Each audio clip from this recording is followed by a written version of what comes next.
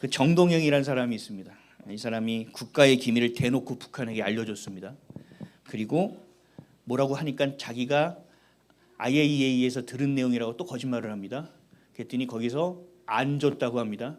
결국 미국이 준 기밀을 본인이 공식 석상 앞에서 북한에게 힌트를 준 거나 다름없는 일이 됐죠. 다름없는 일이 된 것이 아니라 그렇게 한 겁니다. 북한을 조선이라고 말하고 하나의 나라로 인정하는 자가 있습니다. 이 사람이 목회자들 앞에 섰습니다. 극동방송 창사 70주년 목회 세미나 목회자 700명을 앞에 두고 이 사람을 세웠습니다. 이 어디까지 가야 될지 모르겠습니다.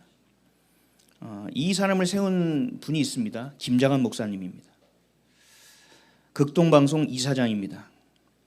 이분은 철저히 WCC를 옹호하는 분입니다. 부산에서 열린 WCC 대회를 적극적으로 홍보한 분이기도 합니다. 예전에 극동방송에서 저에게 문자가 왔어요. 카톡이. 차별금지법을 반대하고 있는데 이것 때문에 법적인 소송에 휘말렸으니 극동방송을 위하여 기도해 주십시오. 기도해 주고 싶었습니다. 겉으로는 차별금지법을 반대한다고 해서 법적인 소송에 휘말렸다고 합니다. 그런데 동성애를 주장하고 옹호하고 홍보까지 하는 WCC를 지지하고 옹호하는 분입니다. 여러분 헷갈리지 않습니까? 겉으로는 그렇게 보이는데 속내에서는 그렇지 않습니다. 이런 일이 한국교회에서 계속 벌어지니 성도들이 뭐가 옳고 그른지를 헷갈린 겁니다.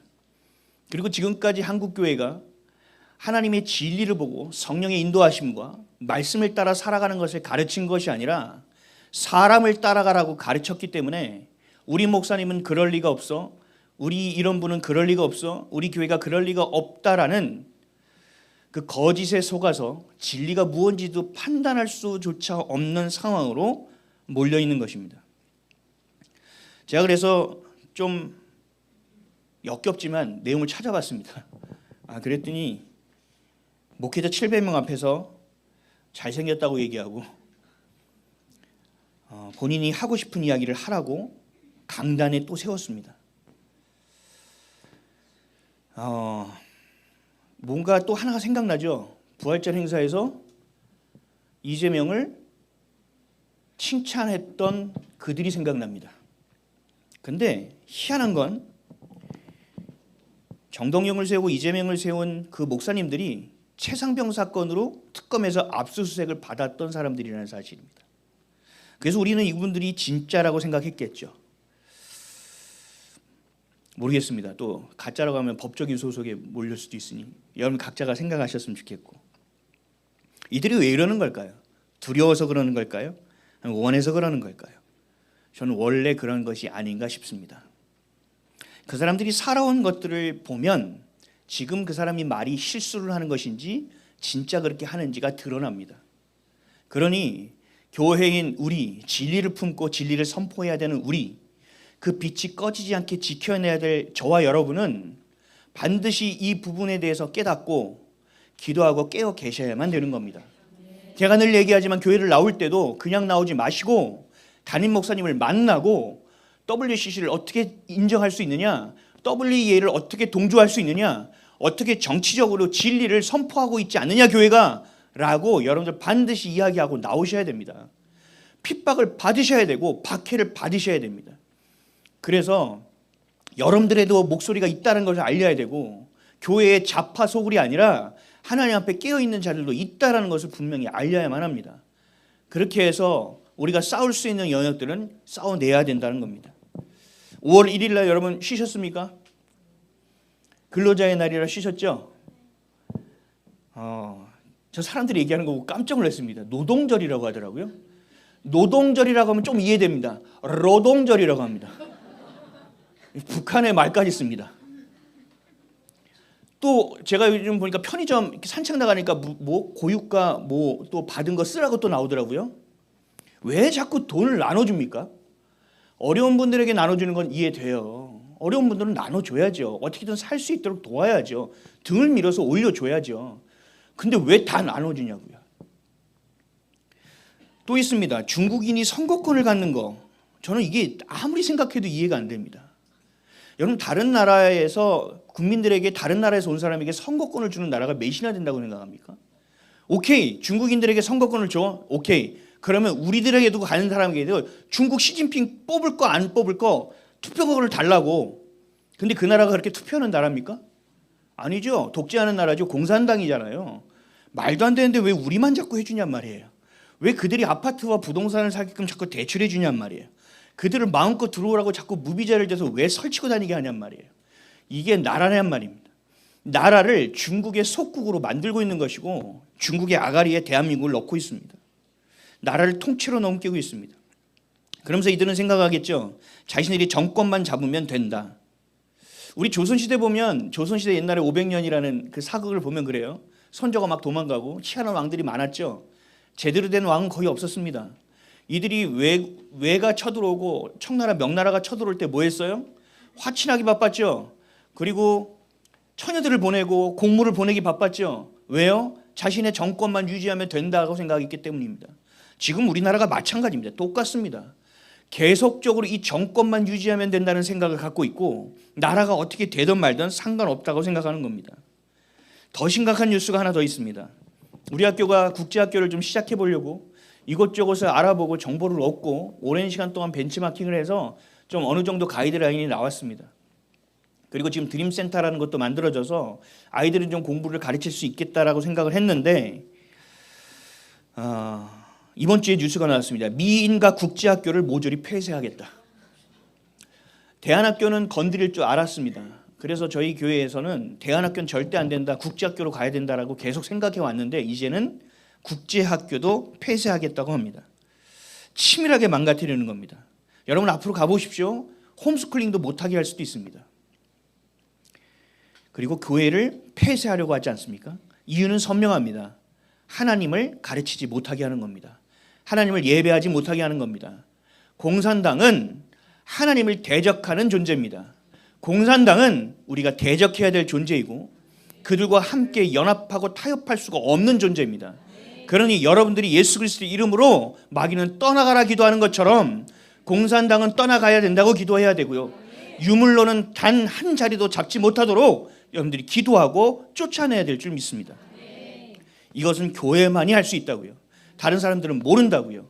돈 주니까 고맙다고 하고 어차피 토지 공개냐고만 한다니까 어차피 땅도 없는데 잘 됐다, 이런 헛소리들만 해대고 있단 말이죠.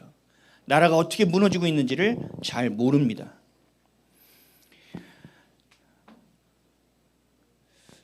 참 어렵습니다. 그런데 어렵고 힘들더라도 괴롭고 아프더라도 우린 나아가야 됩니다. 이승만 대통령이 간절히 원했던 대한민국이 어떤 나라입니까? 하나님이 이승만 대통령에게 어떤 마음을 품기 위해서 이 대한민국을 만드셨습니까? 하나님이 통치하시는 나라입니다. 신본주의를 세우고 싶었습니다. 여러분, 절망하고 낙심할 시간 없어요. 보수가 쪼개지고 뭐 한다고 여러분 절망할 필요 없어요. 사람이 이 나라를 구하는 것이 아닙니다. 하나님의 긍휼하심이 이 나라에 임하셔야 되는 일이지 하나님이 사람을 쓰실 겁니다. 어떤 분이 저에게 물어봤어요. 이 보수가 분열하고 있는데 어떻게 해야 됩니까? 교회는 어떻게 해야 됩니까? 어떠한 보관을 가지고 생각하며 기도해야 됩니까? 그래서 제가 이렇게 얘기했습니다. 더 깨져야 됩니다. 더 무너져야 됩니다. 대한민국은 아직 멀었습니다. 한국교회는 정신을 못 차렸습니다. 하나님이 혼내시고 너 정신 차렸니? 근데 또 딴짓이야. 또 하나님께서 혼내셨어. 또 딴짓이야. 하나님께서 얘기하시는 거예요. 이래도 너희가 정신을 못 차리니? 이렇게 하는데도 정신이 안 되니? 아직도 너희가 정신을 못 차리고 있는 거니? 하고 있는 상황 가운데 하나님께서 하나로 하셔서 이 대한민국을 회복시키겠습니까? 말도 안 되는 일이지 않습니까? 그래서 저와 여러분이, 저는 바알에게 무릎 꿇지 않은 7,000인을 막 생각했는데 이것도 안 될 것 같아. 그래서 요즘 기도가 좀 바뀌었어요. 하나님, 기드온의 300 용사를 주셨던 것처럼 하나님 300이라도 좀 제대로 세워주십시오 라고 기도하고 있습니다. 여러분, 가짜 정부가 여러 가지 일을 벌이고 나라를 망치고 있습니다. 죄 지은 사람이 정의와 심판의 잣대 앞에 쓰는 것이 아니라 자신의 죄를 가리기 위해서 법을 다 망치고 있습니다. 국민을 위한, 국민이 가진 주권이 아니라 자신이 주권을 다 삼키고 있는 공산주의 세상이 이미 이 나라가운데 펼쳐지고 있습니다. 저는 6.25 전쟁 가운데 낙동강 전선을 기억하십니까? 그 정도 돼 있다고 생각했는데 아닙니다. 더 심각합니다. 하나의 구 정도만 남지 않았을까 싶습니다. 그리고 그 안에서도 뿌락지 천지입니다. 결국 뭐예요? 하나님이 하셔야 됩니다. 그래서 우리가 할 수 있는 건 회개입니다. 하나님 도와주십시오. 하나님 살려주십시오. 우리가 정신 차리겠습니까? 하나님 우리의 삶을 먼저 돌아보겠습니다. 하나님 정의와 공의가 하수와같이 흐를 수 있도록 우리의 마음의 성전부터 재건하겠습니다. 우리의 가정의 성전부터 재건하겠습니다. 라고 여러분들이 기도하며 옷을 찢는 것이 아니라 마음을 씻고 주님 앞에 나아가야 되는 줄 믿습니다. 여러분 이거는 저와 여러분에게 달린 전쟁이에요. 이들은 잘 몰라요. 집이 힘들고 어려워서 망하게 생겼을 때 자녀들이 압니까? 엄마 아빠밖에 모르지?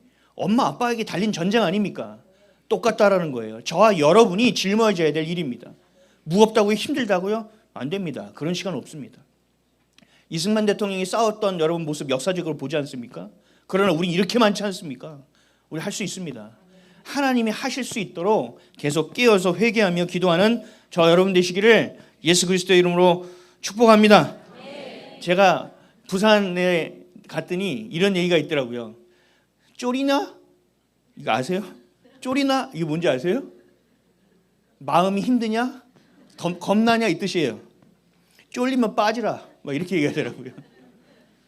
여러분, 이 전쟁 하나님이 맡겨주신 전쟁 쫄이나?